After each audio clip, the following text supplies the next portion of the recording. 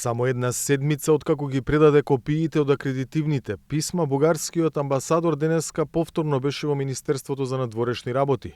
Овој пат за тој да прими протестна дипломатска нота за петочната непријатна ситуација, отсуството на македонско знаме при ракувањето меѓу претседателите на Бугарија и на Северна Македонија во Софија.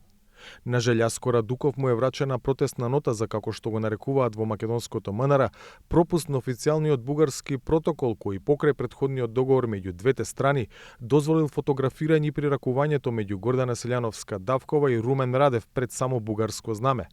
Утврдено било дека фотографии ќе има само од средбата во работните простории на бугарскиот претседател, нешто што според МНР не било испочитувано. Зошто не се реагирало веднаш во петокот кога беше средбата, туку денеска по бурната реакција на јавноста? Сакавме да покажеме обзир за ситуацијата зашто неколку часа пред состанокот се урна бугарски воен авион при што загинаа двајца пилоти, велат од македонската дипломатија. Она што сега МНР го очекува е извинување од Софија. Премиерот Мицкоски смета дека чинот не е само обичен пропуст.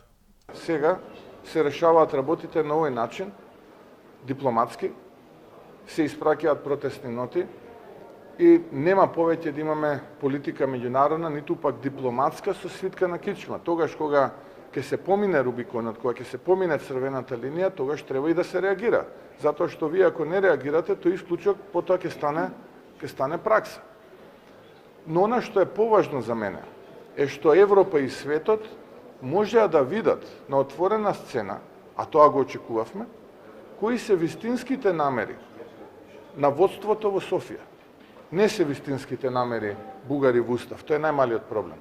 Таму малку поголема, или да бидам попрецизен, многу поголема е потребата да покажат мускули и да ги покажат своите вистински намери. Срамно е ова однесување на Мицкоски. Го правда скандалот во Бугарија со срамни изјави, потценувајќи интелигенцијата на граѓаните, па уште и ги навредува граѓаните.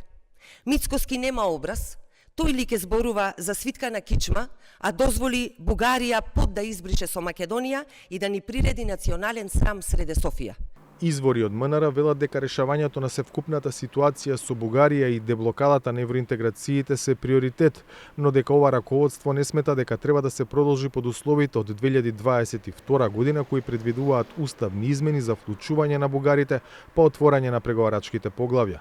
Не мислиме дека треба да има измени во заклучоците на Советот на Европската Унија за да се прифати позицијата на новата влада. Уставни измени со одложено дејство, велат високи представници на МНР, кои се сомневаат дека ова ќе биде последната отстапка што се бара од земјава на незиниот пат кон Европската Унија. За Гласот на Америка, од Скопје, Владимир Мирчевски.